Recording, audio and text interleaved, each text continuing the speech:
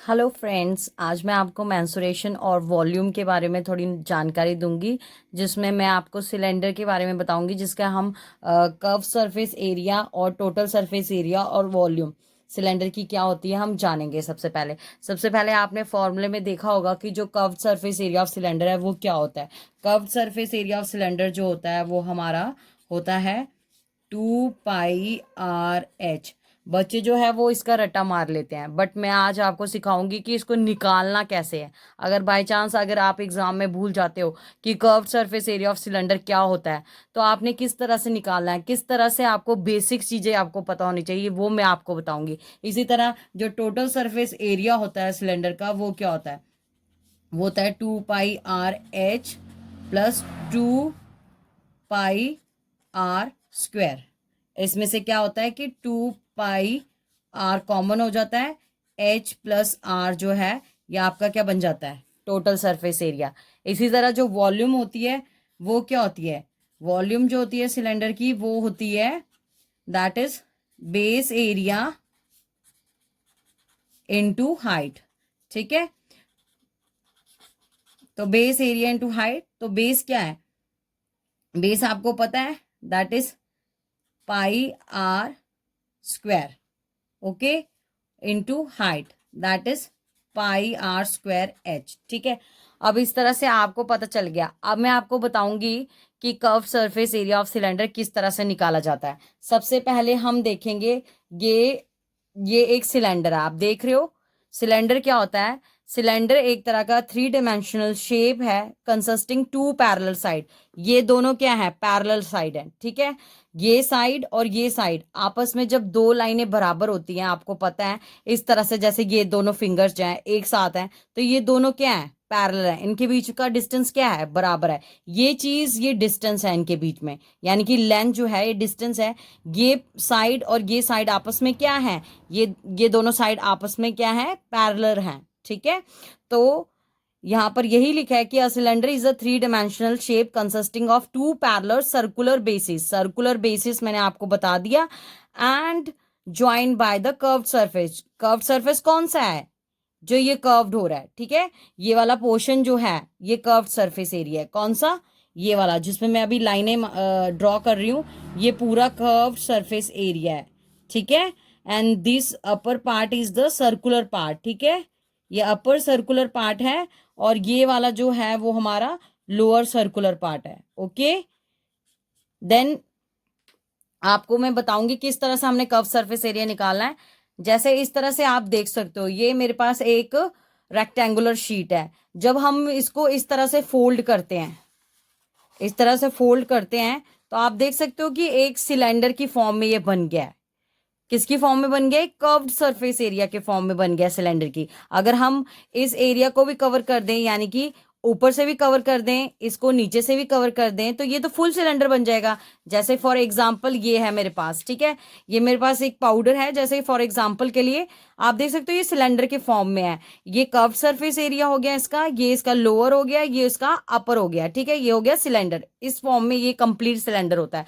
तो ये जो हमारा था, आप देख सकते हो सर्कुलर, जो हमारी ये रेक्टेंगुलर शीट थी, जब हम इसको सर्कुलर के फॉर्म में मोड़ रहे थे, तो इस तरह से कर्व सरफेस एरिया बन रहा था। किसका, सिलेंडर का बन रहा था। तो ये कर्व सरफेस एरिया में आप देख सकते हो कि ये चीज जो है रेक्टेंगल में, ये चीज लेंथ होती है, और ये चीज जो होती है ये ब्रेथ होती है। तो आपने कैसे निकालना है, आपने निकालना है कर्व्ड सरफेस एरिया। आप किस तरह से निकाल सकते हो कर्व्ड सरफेस एरिया, मैं इसी पे आपको करके दिखाऊंगी। कर्व्ड सरफेस एरिया किसके इक्वल हो जाएगा, वो हो जाएगा हमारा लेंथ इनटू ब्रेथ। क्यों होगा, क्योंकि इसी चीज लेंथ और ब्रेथ चीज जो थी रेक्टेंगुलर की, उसी को तो कर्व्ड किया हमने, कर्व्ड किया इस तरह से। रेक्टेंगल शीट को ही हमने कर्व्ड करके कर्व्ड सरफेस एरिया बनाया है। तो इसीलिए कर्व्ड सरफेस का क्या होगा, जब हम इन दोनों को मल्टीप्लाई करेंगे वो आपका कर्व्ड सरफेस एरिया आएगा। और लेंथ आपको क्या, आपको पता है, जब हम इसको फोल्ड करेंगे, जब ये सर्कुलर फॉर्म में बनेगा, तो ये जो बाउंड्री होती है, आप देख सकते हो, ये जो बाउंड्री है, ये जो बाउंड्री है, इसको क्या बोलते हैं, सरकमफ्रेंस बोलते हैं। Circumference is the boundary of the circle. ठीक है, आपको पता होना चाहिए कि सरकमफ्रेंस होता क्या है।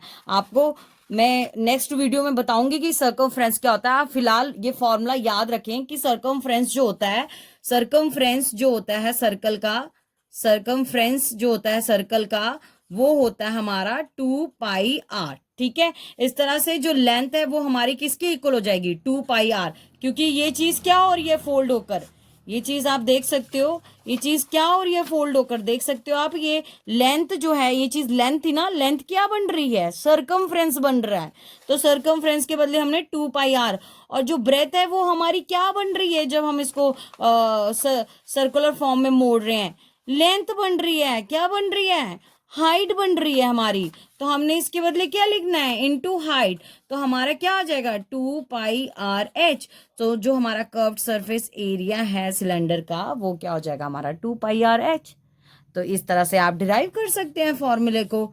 इसी तरह हम टोटल सरफेस एरिया की बात करेंगे, total surface area of cylinder की। इसी तरह आपको पता है कर्व्ड सरफेस एरिया तो उसमें आएगा ही, आपको पता है ये कर्व्ड सरफेस एरिया, ये कर्व्ड सरफेस एरिया तो आएगा, प्लस ऊपर वाला टॉप प्लस नीचे वाला टॉप भी आएगा। ठीक है, और जो दोनों जो टॉप है वो क्या है, सर्कुलर फॉर्म में है। और सर्कुलर का एरिया क्या होता है, आपको पता होना चाहिए कि सर्कल का एरिया क्या होता है। आपको याद रखना पड़ेगा कि एरिया ऑफ सर्कल जो होता है, एरिया ऑफ सर्कल जो होता है वो होता है πr²।